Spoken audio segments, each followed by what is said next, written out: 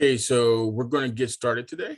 Hi, I'm Lonnie Gilmore with the Gilmore Property Group, and we're going to start talking about the home buying process. And we're going to do this in a little bit different way than normal. We're going to start off by just going through each step of the process and talking, and then having a little bit of a discussion about what that should look like for each individual person. And we're going to give you some real life stories about how things have gone in the past.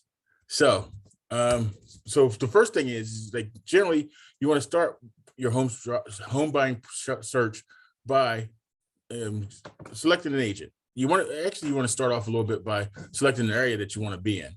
And then once you have that selected, then you want to start looking for that agent that's going to be able to guide you in the right direction and to be able to have some general idea about what the home values are and what things should look like as you're doing this home search.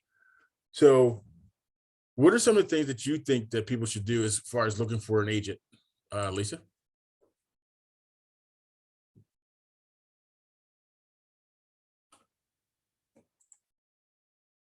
Yeah, I had to take myself off mute. I think that it's really important for you to really sit and think about what's your goal, like what's your end game. And you want to kind of build your team together to figure out who's going to help you get to your goal. So if you want a home for your family, think about what kind of house you want. Think about what you want your payment to be. Think about what your budget is.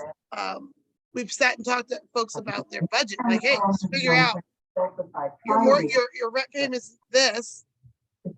What is it going to be when it becomes a mortgage payment? So just taking those things into consideration.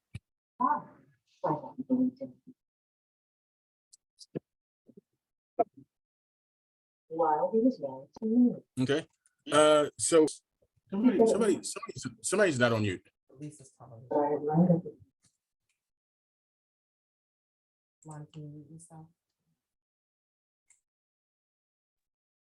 I think it was me. Yeah, so can you hear me? I have an echo. Yeah, mute yourself.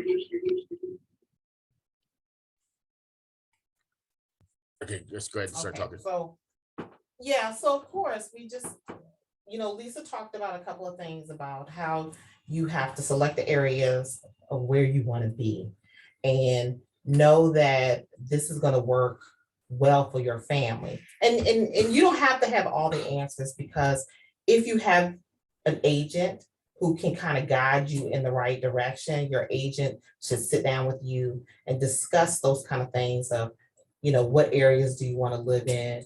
What is your ideal payment going to look like? And have you saved any, do you have a little bit of savings set aside?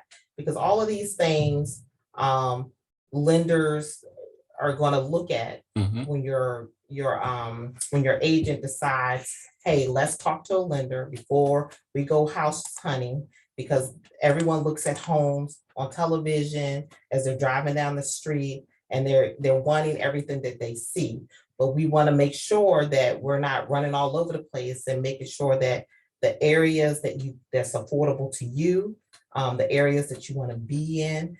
The first thing we want to do is make sure that you get pre-approved, finding a good lender that can sit with you and look at your finances, things that your taxes over the years, how much money you have saved, and they can kind of pinpoint and target what you need to do. If you need to work on your credit a little bit before you start this process, or if you got all your ducks in a row and this is what the bank can do to back you in getting a home that you love. And the first thing they're going to do is pre-approve you for the amount, and your agent is going to be able to walk you around, show you places that's in your area, in your price point that you're going to love.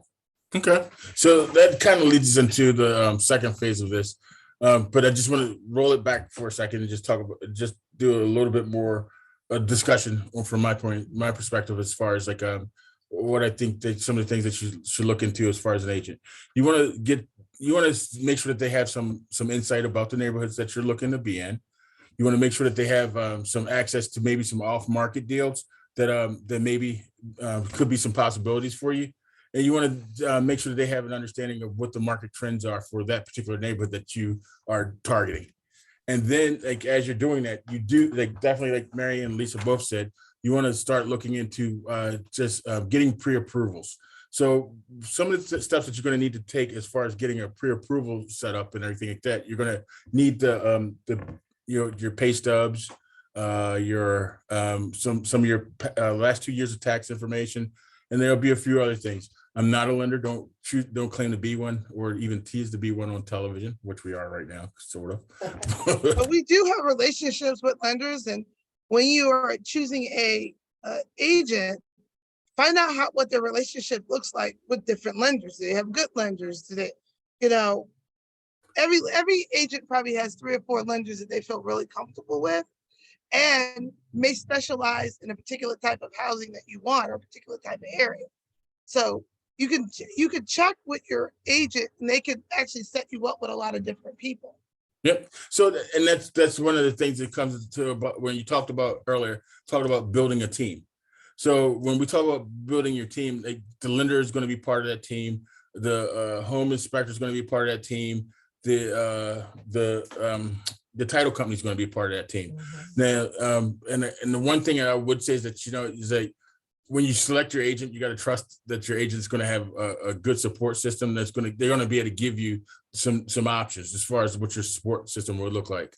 So, so what are some of the things that people should look at as far as when they're making a decision on a lender, Mary?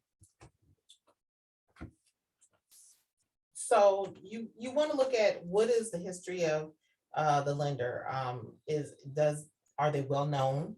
Yeah, can you Google them and find out what their stats are, and find out their marketing themselves to show how many loans or what types of loans that they deal with, whether that is FHA, VA, USDA, or and what programs those lenders provide as far as for lower income, just the things that you're gonna, like, maybe I don't have as much money to buy a house, but I got great income. Or maybe my credit score isn't that great, but I've saved some money and I have great income. Can this lender provide these services for me? So you definitely want to be able to look at their track record.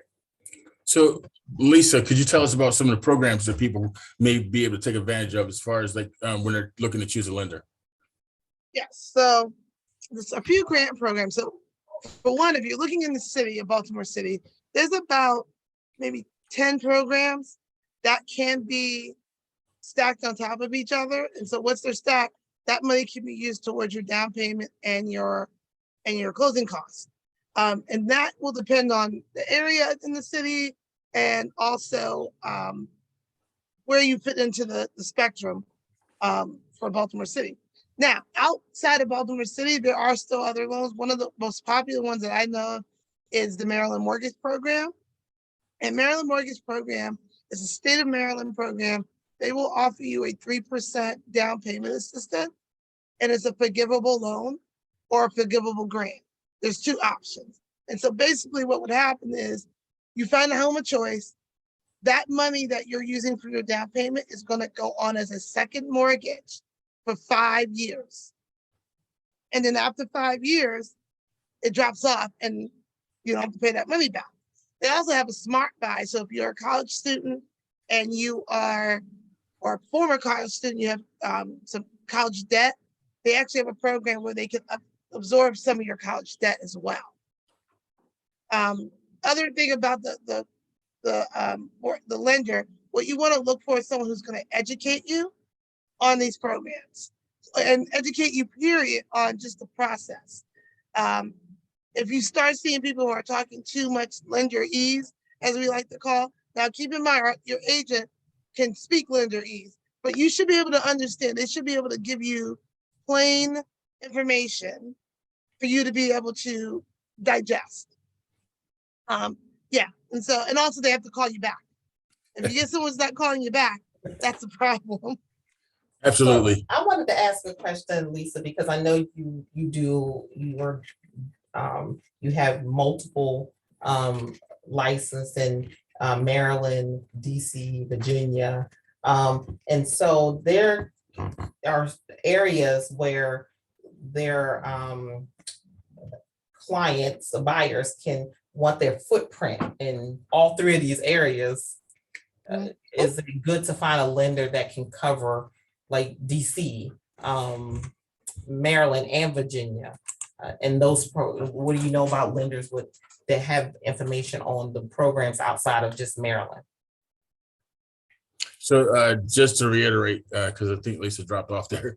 So Lisa, can you just talk about some of the programs that lenders may have that are outside of Maryland? Some of the programs that may some lenders may be able to utilize within DC or Virginia? Yes, I can't do that. So, and I think Mary, when you were saying, oh, and then my picture just,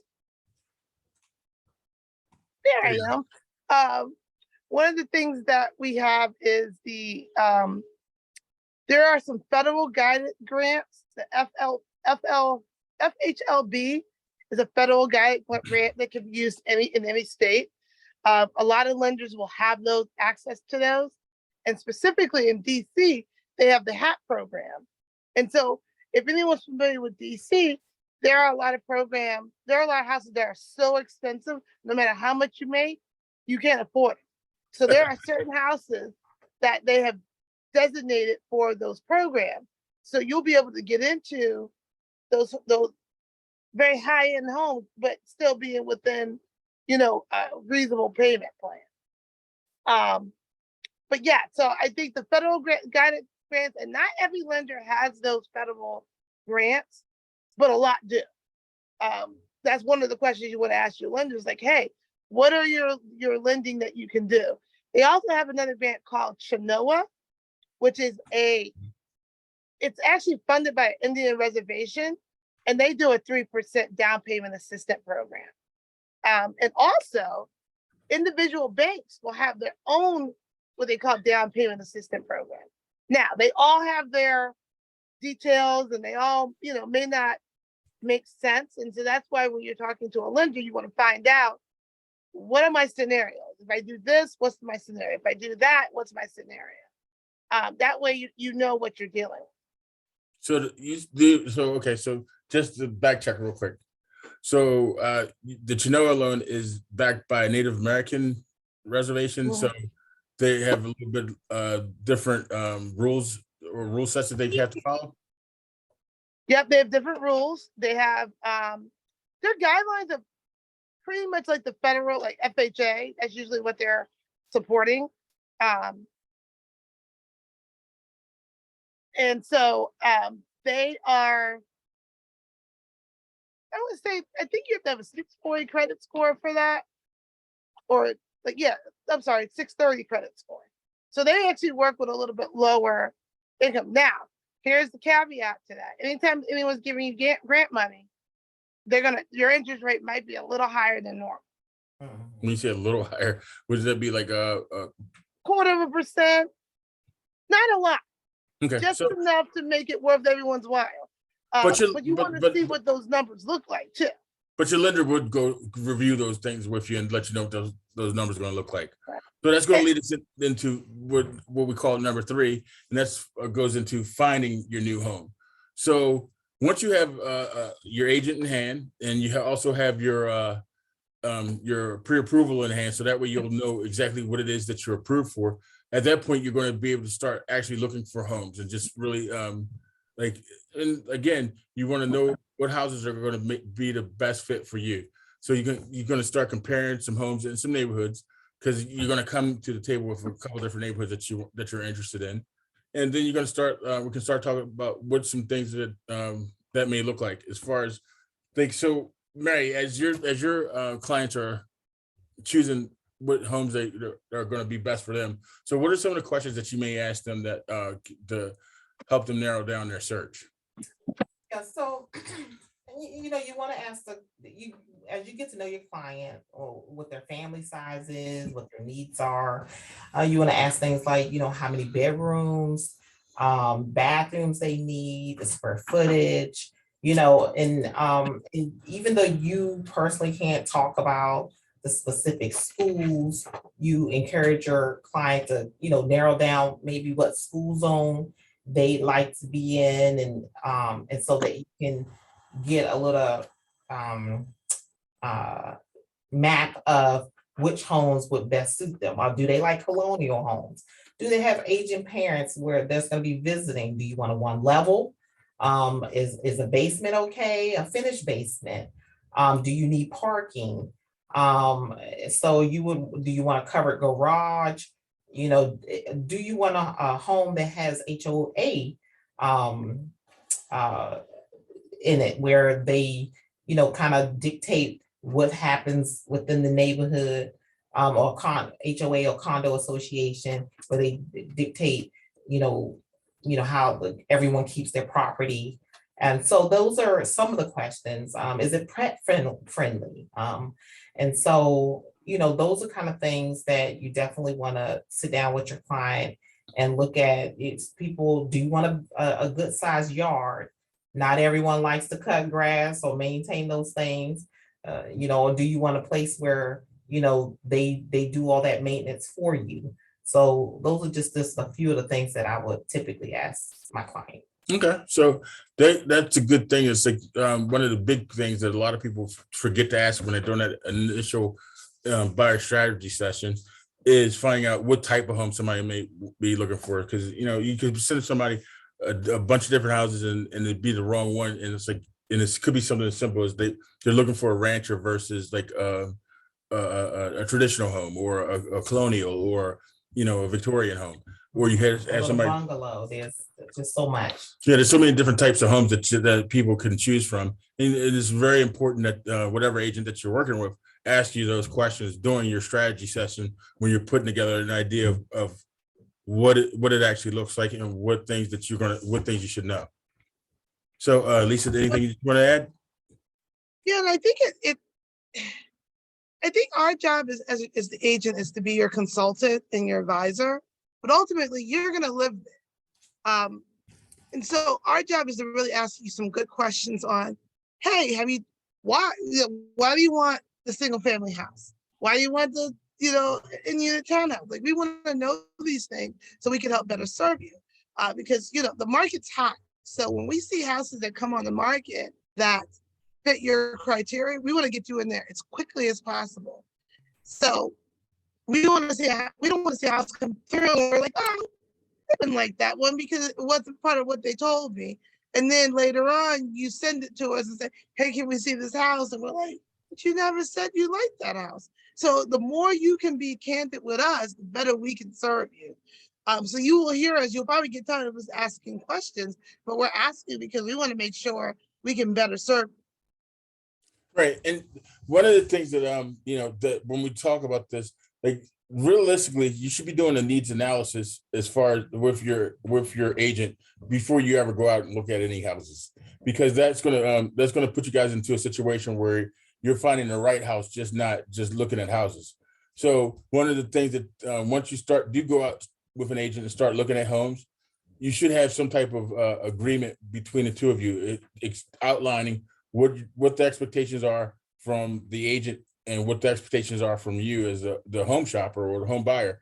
And those things are going to be outlined in what's called an exclusive buyer's agreement. So when you go up, so once you have one of those in place, then you are actually legitimately working with an agent, and that agent's legitimately working with and for you. So I can't stress how important it is to make sure that you have that buyer's agreement signed and before you actually go out looking at properties. And it is required by Maryland law. And in Maryland, you're lucky enough where a lot of states you go to, sellers aren't so, it's not good where they don't add to a buyer's agent's commission, you know. So having that that buyer's agreement in place ensures that if the seller is offering some form of compensation for your agent, you will be able to get that. If you don't have an agreement with your agent, then you're not eligible for that commission compensation. Yeah. So once you've had all those 4 things set in place, the next thing he's going to talk about is like making your offer. So again, anytime an agent is going to make an offer, they're working on your behalf, and that's again going back to why it's important to have the paperwork and everything, that part of the agreement set up and in place. So in order for an agent to make an offer on your behalf, you want to review the contract with your agent. Your agent should review the contract with you. You want to negotiate what the purchase price would be, and some of the ways that you're going to negotiate, figure out what the purchase price is comfortable with. Obviously, you're going to have your the asking price, but also with that, you're going to look at some recent solds and some comparables that are currently on the market and that are listed right now. So, and like you want to actually at that point, you want to really think about who and choose who you want your title company to be. You want to make sure that you have homeowners insurance in place. And one of the things that you should when you're shopping for your homeowners insurance, you probably want to maybe reach out to whoever your current auto insurance insurer is. And and the other thing is you want to ask them for a clue report on the house that you're looking to put the offer in on. So those are some of the things that's going to come that'll help improve the situation in the long run. And we had a situation. Yeah.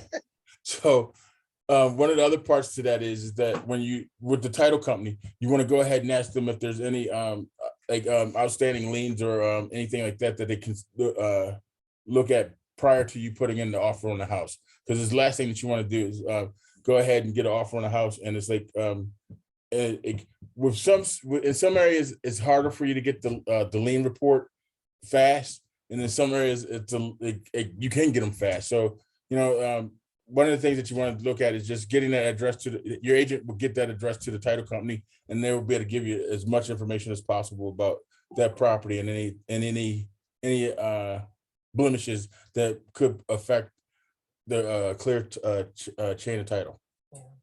Actually, let me clarify that a little bit, Lonnie. Not every title company will do that. The title company we work with will do that. If you give them some, preliminary information, they can do a little research for us. And that's because we built some relationships, and it almost takes us back to the conversation with your agent, finding out what kind of relationship they have with certain partners. Is that something that is possible? When you go to put an offer on a house, your agent should be trying to get as much intel on that house as possible. Whatever we can find out. If we can talk to the other agent and they let us know something, then we're going to make sure we get that information to you. But one of the things that our title company, Charter Title, does is they will help us kind of navigate that world. They don't always have all the information, of course, but they might have something that a tidbit that they can help us with. But ultimately, before you buy the house, your title will be clear. So anything that could pop up, that would pop up, you're going to know about it way before you go to closing. But it's always nice if you can get that information ahead of time. As much information as possible, so that way you can make a well-informed decision. Mary, you had something that you wanted to add? Well, I was talking about, the title company and how it works with, finding out if it had any liens on it. So when even people have a misconception that when you purchase a new home, there may be no issues with the title because it's always brand new. I'm the first owner. But what you realize until new build, new construction, a new community, the builder still owes a lot of people until the entire community is built. So if they were supposed to build 100 houses and only half got built before the developer goes belly up, then there could be some problems because of maybe they weren't able to pay for all the roofing or the material or the electrical. And these people can come back and collect on that debt by putting liens on new construction as well. Okay. Well, thank you. So they all, and just so you guys know, so as we talk about these things, we bring them up because we already have solutions how to get around it. So there's a thing called title insurance that once your title is clear, that it's actually placed on your property and that it goes along with your property for as long as you own the property. So if something like that came up, if it happened before, they're going to catch it and it's going to be the responsibility of the seller. If it happens after you purchase, because in the state of Maryland, anyone can sue you. That's just the way it works. Title insurance will kick in if that comes up after the fact. Go ahead, broker Lisa. So one of the yeah. So that just popped into my head when you said that. So like, there's two different types of title insurance that you can get. Now, again, I'm not a title person. Don't claim to be one, neither here or on TV, which we are streaming live. So when I say that, the first generally is called the basic policy. So if you are very savvy about real estate and you have a real estate attorney on retainer, or have $20,000 just sitting around that you can just throw at different things, then you know what, the basic policy might be for you. Now, the enhanced policy, that's going to be for your normal everyday home buyer, somebody that may buy a home every 5 to 10 years, and they don't have a lot of time on their hands where they can go out and litigate or meet with a real estate attorney and go to court on a regular basis. The enhanced policy is probably going to be the one that's for you. Now, and I say that because it's enhanced and those things are going to be taken care of. And all you're going to have to do is just sit back and let the enhanced policy do its thing. So obviously a trained title professional will be able to go into further detail with this. So I'm going to leave it there and we're going to move on to what the next step in the process should look like.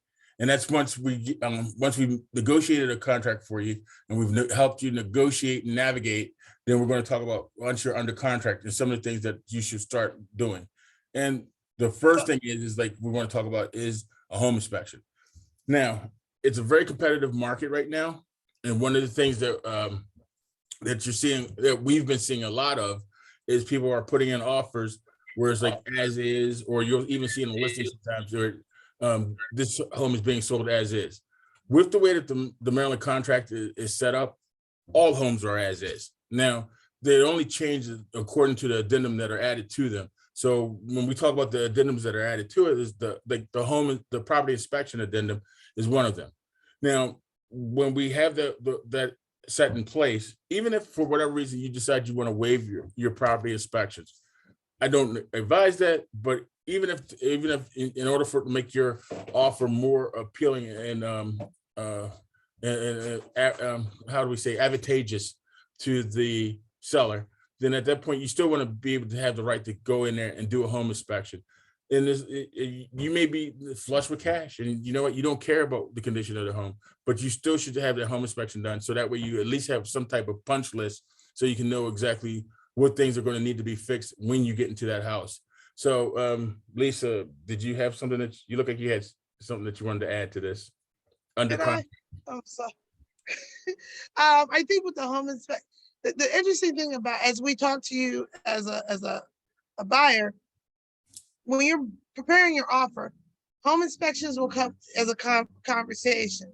I personally have never had a client not get a home inspection. Like, I don't know what that world looks like. So in order for me to sleep at night. Have you ever had a situation where a client has decided to not make the home inspection one of the contingencies? Well, that's the thing. And so I don't want to say I require it, but yeah, I require it. That when I work with someone and they say, hey, I don't want to have a home inspection, they say, I really require that you have a home inspection for a couple of reasons. I want you to know about this house. And not the home inspection is not only about all the bad stuff. It's the maintenance. It's the how this house lives. It's the checkup. So if we're adamant about not having a home inspection as part of the contract, there's a couple solutions. One, you can do a pre-inspection, meaning that before you put an offer in, you would enlist a home inspector, and we do have those people on tap. The cost is a little bit cheaper, and they do what we call a walk and talk. They walk through the house, they point out some things. You're not going to get a written report, but you're going to get a laundry list of things that you need to be aware of. The other piece is if you truly don't want it to be contingent because you think your offer won't be as successful, you can make it not the contract not contingent, and contingent means the house. When you have these contingencies, it just means that the contract is what's the word I'm looking for? Whether this contract moves forward, it's contingent on the home inspection. You can make it not contingent and say, hey, no matter what happens in this home inspection, I'm moving ahead, full speed ahead. Yeah. And that's fine. Now you have to know that. So if we find something that's really, really bad, and you're like, but I want to get out of this house, we're like, it's not contingent. Now, we always have a little bit up our sleeve, so we can always work that out. But that's really our job to kind of give you the scenarios. If A happens, B happens. And when we talk about getting out of the contract, it's not necessarily, hey, you won't be able to, you have to buy this house. It's also your earnest money. Any money that you put down as a deposit could be in jeopardy. So there's some other pieces to the contract that we can put in as a kind of a fail safe. But we also, when we're walking through the house, if this is the house you're really interested in, we will walk through with a keen eye just to see if there's anything that we think might be an issue. And if we see something that's really a big issue or something that could be, we're really going to stress that you get the home inspection. Now, again, we are not home inspectors or claim to be any on TV, which we may be right now. But in the same note, we've seen a thing or two, so we can point out a thing or two. But in the same note, it is always best for you to, initiate a good, robust conversation about the inner workings of whatever property it is that you're looking at with a home inspector. Mm-hmm. So some of the other things that you're going to be that are going to be needed from you as you go under contract. That's where your relationship with your lender is really going to kick in at a very high level. And at that point, then they're going to ask you for everything that they ask you for in order to pre-approve you. They're going to ask you for again. And they're going to make sure that you have all the documents and have everything in place and that nothing's changed between the time that they pre-approved you and now that you're under contract. And they're going to make sure that they have everything that they need in order for you to be able to successfully close on this home. And another thing that's going to come up is you're going to need to get your homeowner's insurance. So remember that clue report that we were talking about earlier. That's where that could come into. That's where could come into play. And whoever it is that you're using as your homeowner for your homeowner's insurance, and like this is a great opportunity for you to shop around with a couple of different insurance providers. And Lonnie, can you explain what a clue report is? So basically, a clue report is going to be a report that only the insurance provider has access to, where they can tell you like any claims that have occurred within the property within I believe the last 2 years, and they could tell you like I don't know, like if the basement flooded and the homeowner put out a claim for it because they needed to get the repairs done. They had to replace it'll tell you what items were replaced, what materials were used, who the contractor was, and just just overall what the cost of that repair was. And in some cases, it may seem like who cares, but it's good to know, because if that's something that could be a latent defect, then I mean it's something that you want to keep an eye on. Also, it could charge. The insurance companies determine what your costs are going to be, and unfortunately, they do take into consideration past claims. So if you're getting quotes that are really, really high, there might be something on that clue report to say, hey, this house is, prone to having situations happen. Stigmatized. That aren't the norm. And you have to determine if that's something that you want to deal with. It may be a small hike, it may be a large one. So it's just something you want to know and take into consideration. Okay. So we talked about the home inspection. We talked about getting homeowners insurance. And we talked about what else? We want to make sure that once you're under contract, we want to make sure that we verify all the things that were written into the contract, convey with the house, whatever chattel may convey with the house. We want to make sure that those things are listed in the inclusion and the exclusion listing, so that way we can go ahead and make sure that those things are going to be they're going to turn over to you as the new owner. We want to make sure that like washer and dryers. Washers and dryers, or in some cases lately it's been refrigerators. We even go as far as looking at whatever the washer and dryer is in the building. We want to make sure it's the same one when you move in. Unless they state it in the contract, whatever's pictured in that pictures in there, that's what you're supposed to get. Now you do have some caveats to that. Sometimes the seller will say, oh, we're not leaving these, we're leaving other ones. That's fine. They just need to let us know what those are when we're writing the contract. And they need to be in the same or better condition that as it was when we toured the home. All right. Mm-hmm. So some of the other things are going to happen, and this when you're under contract, that usually this is all the stuff that's going to happen under the 20 to actually it could be 15 to 30 days of the contract acceptance. So your lender's going to go over with you what things they're going to need as far as what your final closing funds would look like. Your title insurance, they're going to schedule your appraisal. They're going to have all this information for you, and they're going to go over these things with you. And at some point, you're going to get what's called alta statement, when it's going to clarify what all the things that you're going to be paying for that are going to round up and create what your cash to close is at that time. So moving from there, we're going to talk about number 6, and that's the actual closing. Now, before you close, there's a couple of things that's going to happen. Can we back up just because we didn't discuss the appraisal? Okay, because the appraisal. I feel like a lot of buyers don't understand that piece about appraisal. So typically you got to recognize that you're getting a loan from a bank, specific bank, and they're partnered with you pretty much. So that's their, So let me just reiterate on that real quick. So when you say they're partnered with you, your name goes on the mortgage and the bank goes on the mortgage.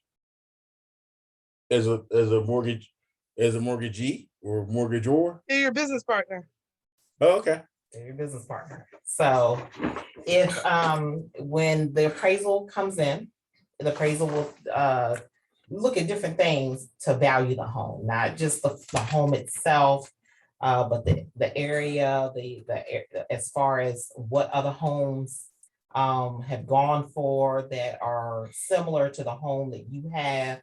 And typically we go back within 6 months of home selling, because of course, with the market that we have right now, interest rates fluctuate, prices have fluctuated.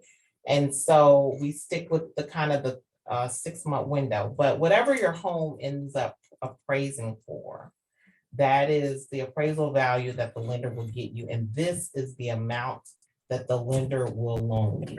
Okay. So if it's under what you've actually negotiated the offer for, then you would, and your agent would go back and try to negotiate the home being lower based on the appraisal value, or negotiating some form of, I love this home so much, I don't want to lose it for this amount of money, and I'm willing to add that extra money in that the appraisal isn't a contingency. Yeah, doesn't doesn't cover. So know that the lender will loan you what the appraisal value will be, and not a dollar more. So basically what you're saying is that if the home is worth $1 and I negotiated to pay $2 for it, Mhm. the lender's only going to give me $1. So I got to come up with that other $1. You gotta come up with the other dollar. Okay. So, Or you can Or negotiate. the seller's gotta go back to get the dollar. negotiate, with the seller's agent, To maybe get 50 make it $1.50 or or $1. no, or if they in that case they would be making it 50. Maybe the seller will bring 50 cents to the table, and I only have to bring 50 cents. Yeah. So that way it makes that $1. Yeah. Dollar bills, y'all. Something like that. So that's just really important, But because also- that is something that could make or break an offer, getting the offer to the closing table. And so we want you to know all the facts about what could stop the show and what you can do to continue moving forward if that happens. Awesome. Thank you, I man. think one of the things as an agent we can do is when we're doing that offer, we're actually telling you, hey, we look at the same comps that the appraiser looks at. So if we're seeing, a market where people are offering so much more, yes, you can do that with no problem. But we're going to caution and say, hey, we don't know if this is going to appraise or not. So we just want you to be prepared. Right. You can still offer whatever you want. So with But also, that being said, Uh-huh. I have to say this. So the Gilmore Property Group are not appraisers, nor do we claim to be appraisers or pretend to be or pretend to be appraisers on TV. So moving forward, I'm sorry. Go. we have a form that you sign that said we're not appraisers, but we use the same comps. So therefore, our job is to kind of give you that intel. At the end of the day, these are hurdles that we're going to have to jump, but we're going to try to make sure that we're as close as possible. Now, with that being said, we can tell you exactly what we think the house is going to appraise for, but that house may have so many offers on it that it is pushed way above that number. Now, if you want to play in that pool, we're right there with you, but we're going to make sure you're aware that, the market's always changing.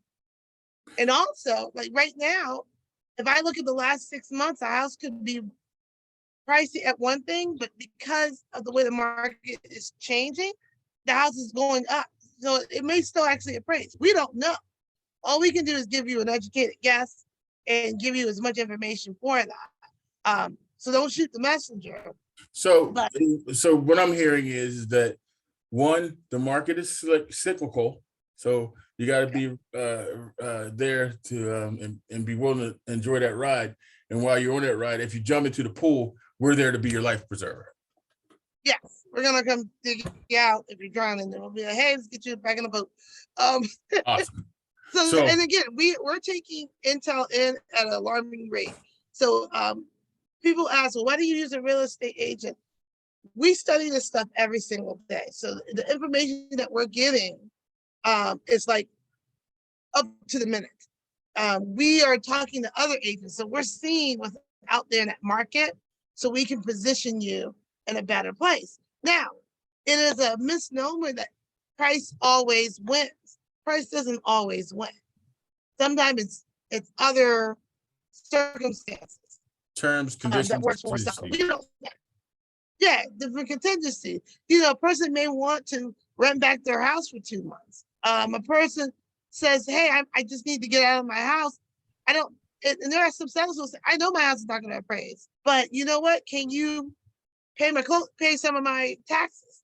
That might offset, So one of the things, and maybe Mary, you could talk a little bit about this, like there's strategies that we can take that's not always going high. Are there any strategies that Mary or Lonnie that you guys use to win? Well, definitely the rent back situation. I utilize that when I can, because especially if my buyer do not have a lot of money to add on to the price of the home, I often suggest if they want to give a free rent back for that month, because think about The seller is, if Mr. or Mrs. Seller, their mortgage is $2,000. And when you buy the house with the interest rates that we have right now, your mortgage could be $3,500 a month. So renting that back to them at that cost is very significant for them. They're moving, they're trying to collect all the money they can. You already pay your closing costs. You have 1 month, most of the time, 1 month, where you're not paying Maybe 2. mortgage. Am I correct? Yeah, You're it's not, just you're 45 not days. paying mortgage. So you can allow the old owners to stay there for 30 days without charging them anything. And that is, instead of them putting their children, dog, cats in a hotel for 30 days, they get the luxury of staying in their own home, finishing up the school year maybe. well, if they sold it and I'm renting it back, it's my home. They're just tenants now. Yeah. Well, in some cases, depending on where you close, you might get about 45 days. Yeah. And for you, you're not gonna pay your payment, so it's not costing you a lot. It's not costing you anything, and it's a way to give something to the seller to put you in a position of power that they need, because they're gonna spend out that money anyway. So there's something you can do that doesn't harm you as a buyer.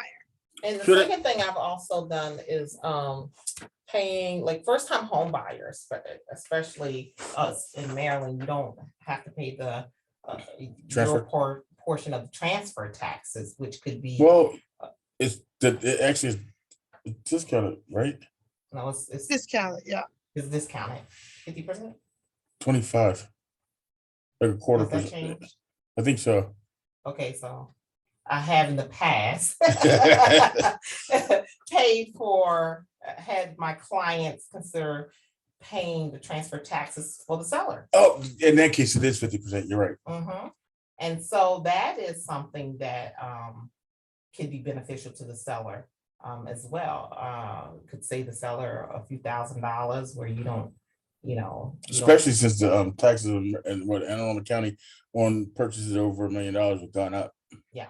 So those are a couple of things that people don't think about, that I speak to my buyers and say, hey, if you're in a place where you can do this, we can make this happen. So. Sure. Thank you. All right, That's some good stuff. So with that being said, before you go to close, there's a couple of things that we're going to make sure that we're covering with you. We're going to tell you that at that point, once the title company's done everything that they need to, and they have what's called a clear chain of title, we're going to arrange for you to go ahead and transfer your funds.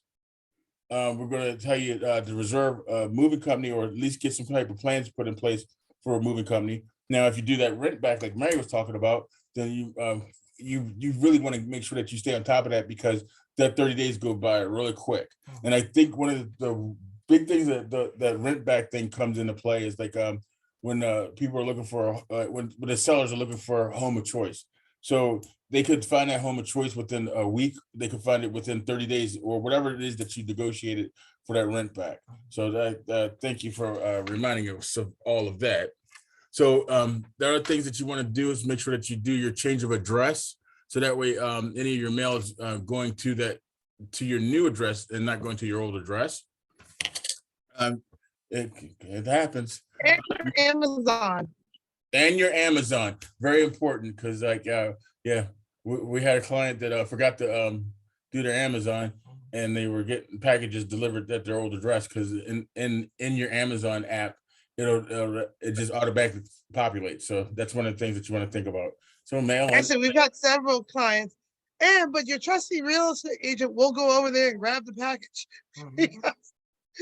That's what we do, but we will get tired doing it. But we talked about all these things it's taking us to get to clear the close. So once all these things are done and wrapped up, your lender will say, hey, we've done everything. Your buyer is right on target with the things that they produced in the beginning, they're still on track with that. They have all the money that they need to close at the table. So we set a date with the title company, and well, the date's pretty much set for us. And hopefully there's no extensions needed, and we stay on track.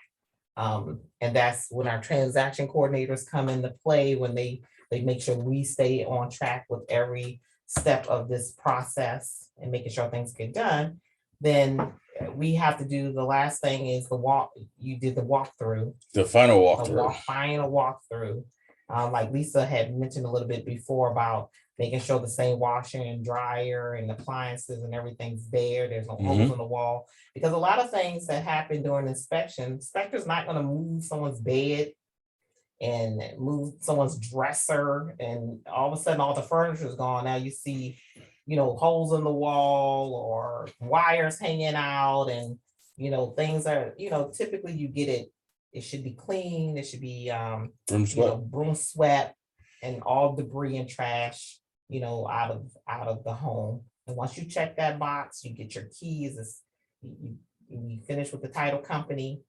Well, hold on. There's one more thing now. When you do your final walkthrough, make sure that you get that. Well, your agent is going to make sure that you do the final. What is it? The final walkthrough paperwork. Yeah. Yeah, they sign a form. And you just sign that form saying that you agree that the house was turned over to you in the manner that is expected. And we'll have that on file. So what happens if it isn't? Call the agent, the other agent, yell at them. No, if it's not, at the moment, we're gonna call. It depends on what the situation is, because it could, if doors are missing and appliances are missing, or or somebody, really messed up a bad condition, it could stop the movement of the closing. And we'd have to, reach out to the seller's agent, figure out what went wrong, try to get these things fixed, and figure out what we needed to do. We contact the title company, of course, and say, hey, we may need another day. We don't know. It just depends. But most of the things, if you do the pre-inspection walkthrough, and then maybe a day or two before the closing, or the morning of, you can come back and look at those things to make sure everything was done appropriately. You don't have a lot of issues. But yeah, if there's a major issue, we have to address it. I had a situation once. My client and I, we walked through to do a repair walkthrough. Because just to add on to that, if you have repairs that you requested from the seller, you're gonna have two walkthroughs. You're gonna have one for repairs, which we do probably 5 days before. That way, if there's something that's 5 days before what? 5 days before you close. Okay. That way, if they didn't fix something like they were supposed to, they have 2 days. Now, we do that final walkthrough on the same day. In this situation, we did it maybe an hour before going to close. Well, the sellers were moving, they had already moved out of state. They had some leftover furniture in the house. They had this nice couch that was in the basement, and it was our Baltimore row home. And the couch, I think they built the house around it because the couch was huge. So as they were taking it up the stairs, they scratched the whole wall.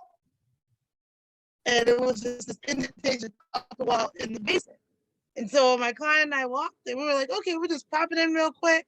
And we went there, and we were like, oh, and it knocked the door off the hinge too. And so we're standing there, we're on our way to closing. We're like, ooh, what do we do? So I called the agent, and he said, that happened? I said, yeah, I took pictures of it. And so what we did was, with our client's permission, the agent called the contractor, and asked if he could come over the day after.